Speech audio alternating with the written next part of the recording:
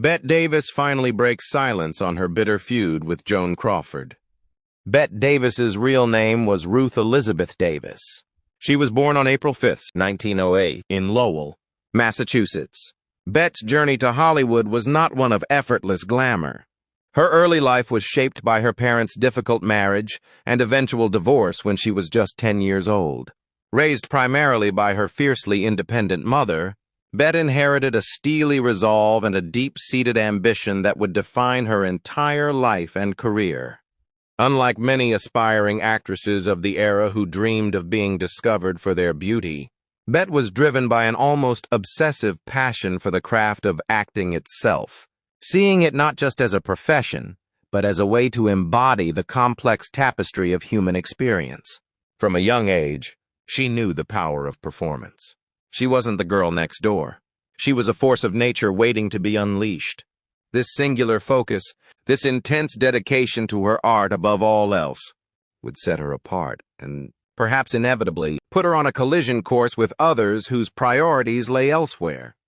Bette's path to the silver screen was paved with rejection and frustration.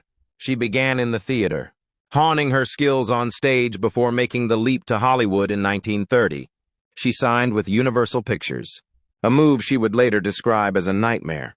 The studio, focused on conventional beauty, didn't know what to do with her intense eyes and unconventional looks. She was given forgettable parts in forgettable films, often used as little more than set dressing.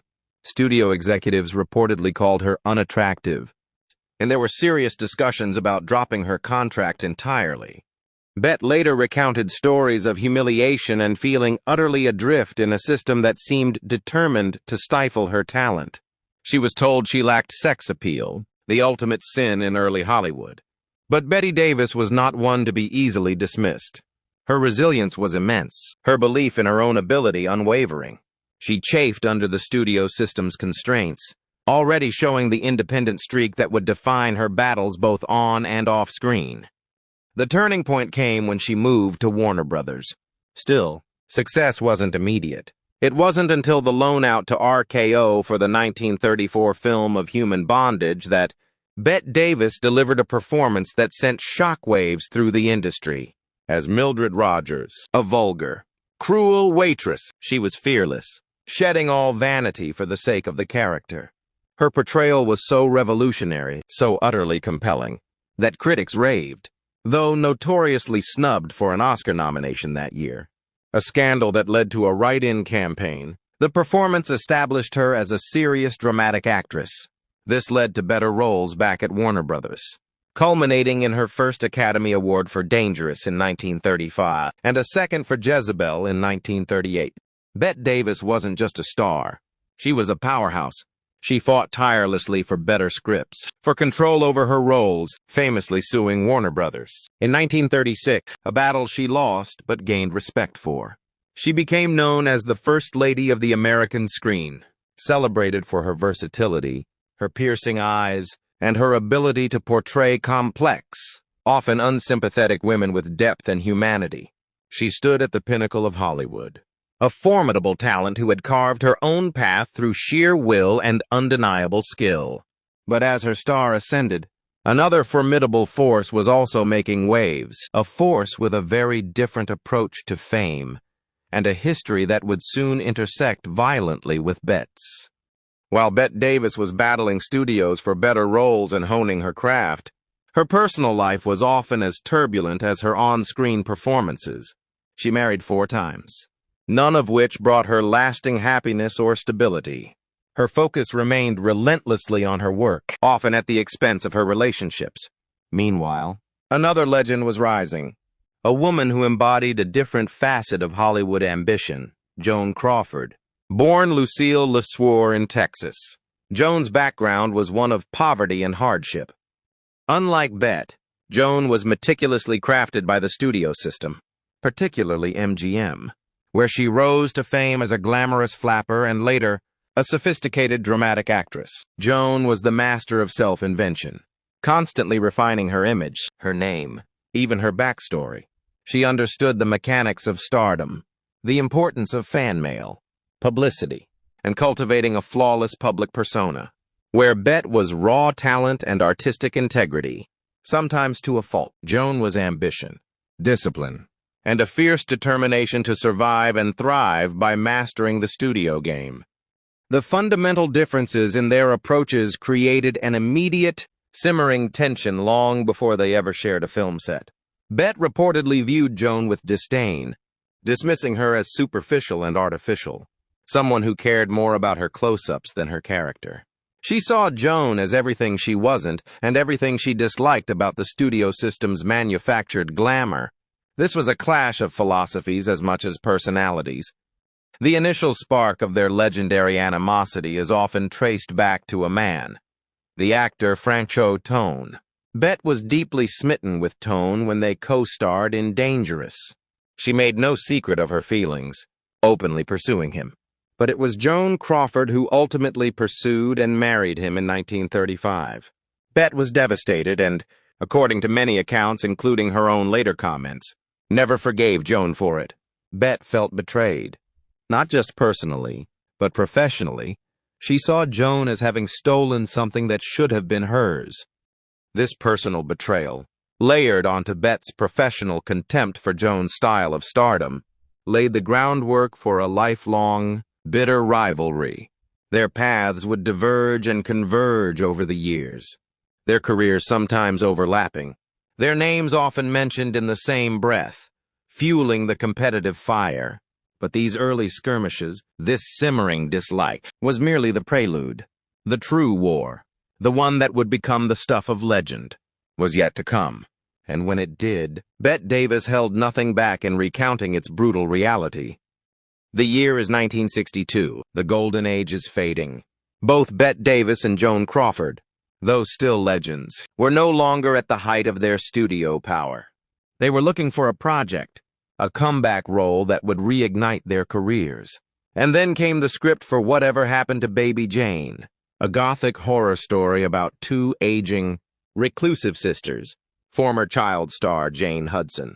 Bette's role, and her crippled sister Blanche, Joan's role, living in a decaying mansion, trapped by their dark past. It was a perfect vehicle for two seasoned actresses, but casting both Bette Davis and Joan Crawford was a gamble of epic proportions. Director Robert Aldrich knew the tension between them could potentially fuel the on-screen drama, but he perhaps underestimated the sheer toxicity of their real-life animosity. This film wasn't just a movie, it was a powder keg, and the fuse was lit the moment both divas signed on. This is where Bette Davis, in her later years, finally broke her silence to give her unfiltered account of what happened behind the scenes of Baby Jane.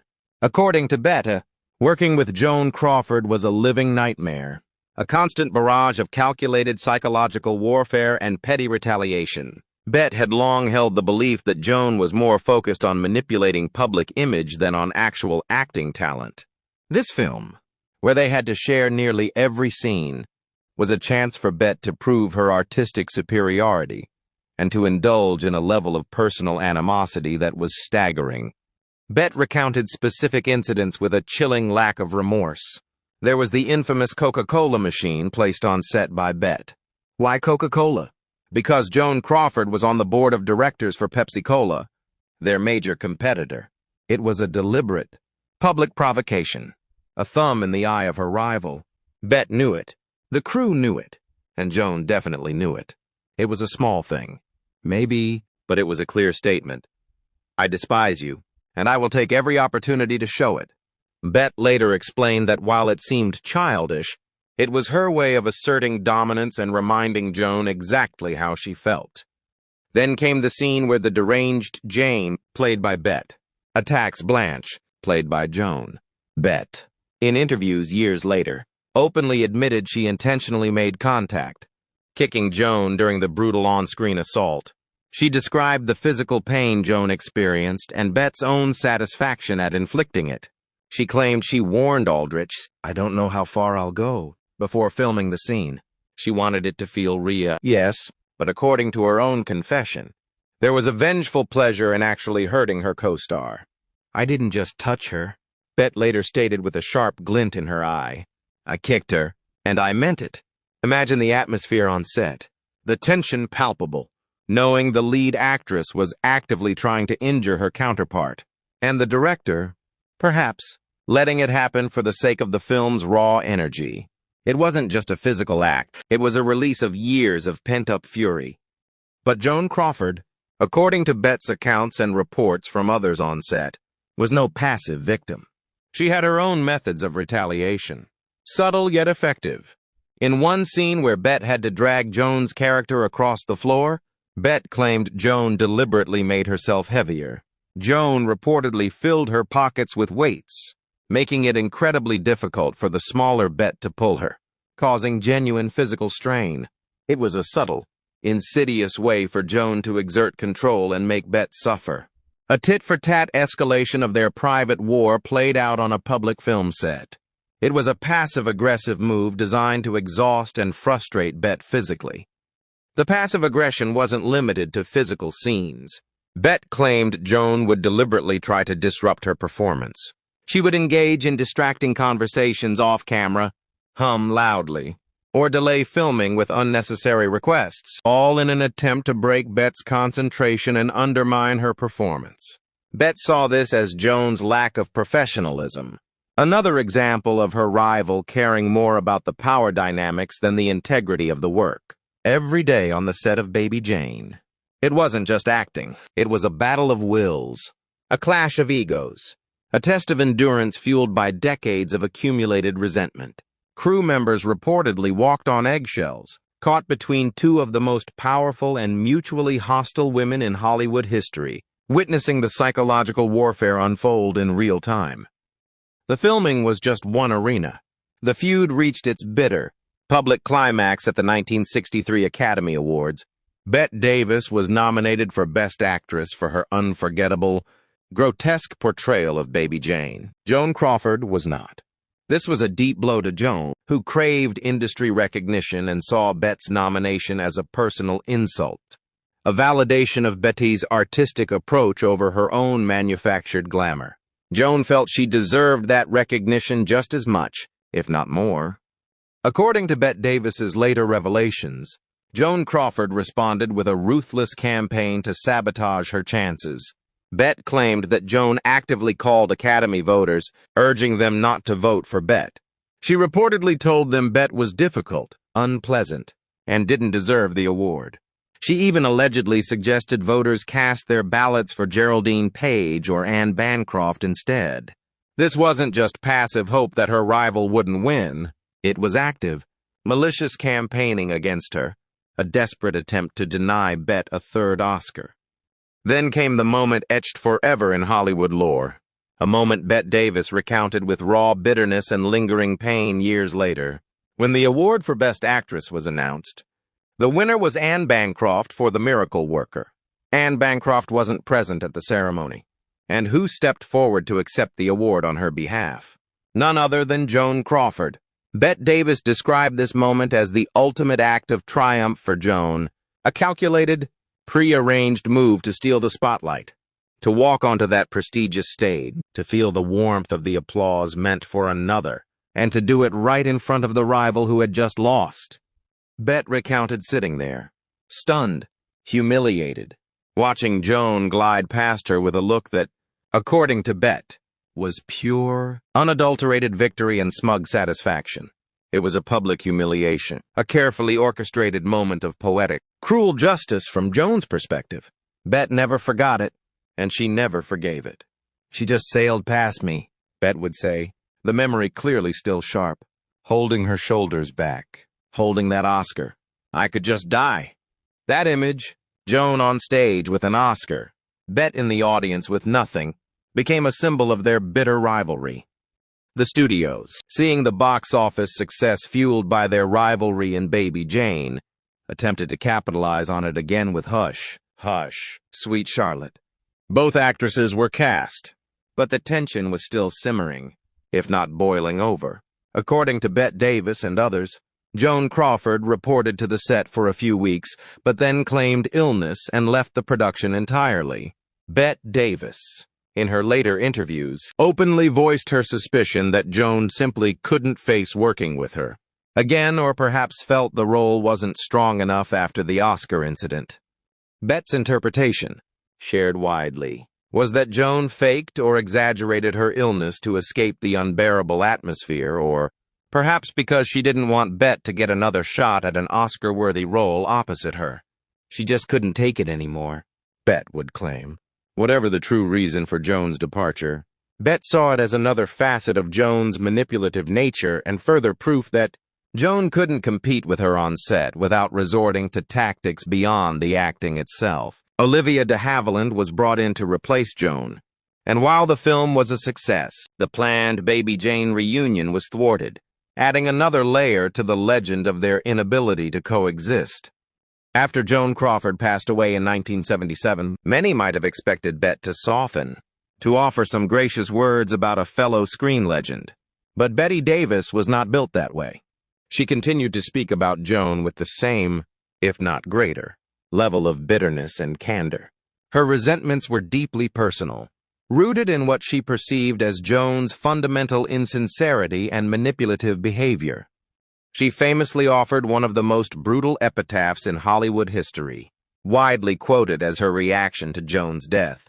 "My mother told me never to say anything about anybody that you can't say to their face," Bette reportedly said. Joan Crawford is dead. Good. While the exact wording is sometimes debated, the sentiment, expressed in various forms in interviews up until her own death, was undeniably harsh and unapologetic. She didn't pretend grief. She didn't offer platitudes. She simply stated her truth. She harbored deep, festering resentment for Joan Crawford until the very end. She continued to call Joan phony, artificial, and questioned her talent repeatedly. In a 1987 interview, she stated, "She was always a fraud. She was just a great manipulator." Even in her late 70s and 80s, the fire when talking about Joan had not diminished. It was as though Joan's perceived slights and manipulative tactics were a source of perpetual fuel for Bette's outrage. Why couldn't Bette let it go? Why did she continue to publicly dissect their feud even after Joan was gone?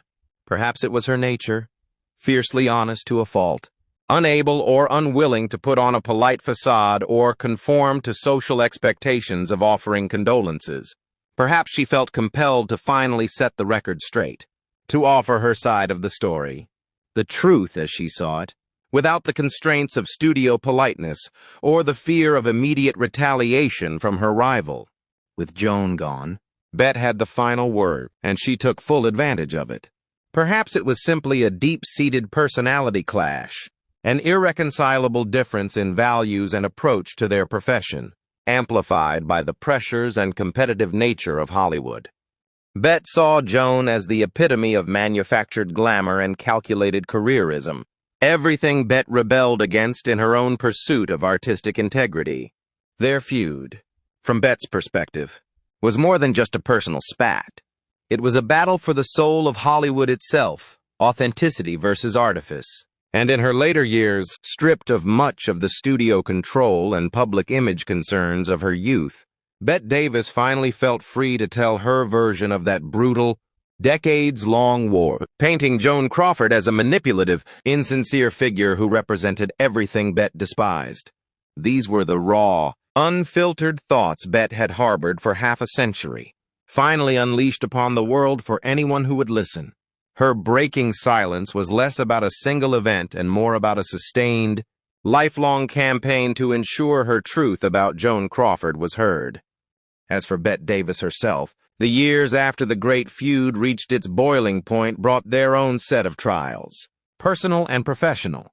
Her career continued, but her later roles, though sometimes notable, never quite reached the iconic status of her golden age work. She appeared in television films and made guest appearances, still commanding attention, but no longer the dominant force she once was. Her personal life remained complicated and often difficult, notably marked by a painful, public estrangement from her daughter, B.D. Hyman, who wrote a damaging tell-all book, My Mother's Keeper, that depicted Bette as a cruel, demanding, and self-absorbed mother. This personal drama deeply wounded Bette, adding another layer of pain to her later years. Her health also declined significantly in her final decade. She battled cancer, undergoing a mastectomy. She suffered multiple strokes, which affected her speech and caused partial paralysis, leaving her physically weakened. Yet, even through these physical struggles, her spirit remained resilient, and those famous piercing eyes never lost their intensity. She continued to accept awards, make appearances, and grant interviews, always with a cigarette in hand and a sharp remark ready. And yes, even in interviews given while she was frail and recovering, the topic of Joan Crawford would sometimes arise, and Bette would still offer those sharp, unwavering opinions, proving that some wounds, some resentments, run so deep they never truly heal, even as life itself is fading. She never offered a public reconciliation or kind words about Joan after her rival's passing. The animosity endured in Bette's mind and words until the very end. Bette Davis passed away on October 6, 1989, at the age of 81 in France after a long illness, primarily from complications of her earlier health issues. The world mourned the loss of a screen legend, a force of nature unlike any other, a woman who defied convention and demanded respect for her craft. Bette Davis and Joan Crawford, their names will forever be linked, not just by their extraordinary contributions to cinema, but by the firestorm of their mutual hatred. Their feud was more than just gossip. It was a stark, often uncomfortable, illustration of the pressures, the rivalries, and the personal costs of striving for greatness in the unforgiving world of Hollywood. It showed that behind the glamorous facades were real women with real flaws, real insecurities, and a capacity for truly bitter animosity that could manifest in public and private acts of cruelty. Bette Davis, known for her raw honesty on screen, extended that honesty, perhaps even exaggerated it, to her public commentary on Joan Crawford in her final years. Her decision to break silence, or rather, to never stop talking about the feud, cemented her version of the story in popular culture, ensuring that her narrative of being the wronged, more authentic artist in the face of a manipulative rival became widely known. It ensured that the tale of their legendary rivalry would endure. A fascinating, dark chapter in the history of Hollywood. A reminder that sometimes the most compelling drama unfolds not just on the silver screen, but between the stars themselves. Their story remains a captivating, cautionary tale of talent, ambition, and the enduring power of a hatred so profound it became a legend all its own, forever linking two of Hollywood's greatest and most adversarial icons.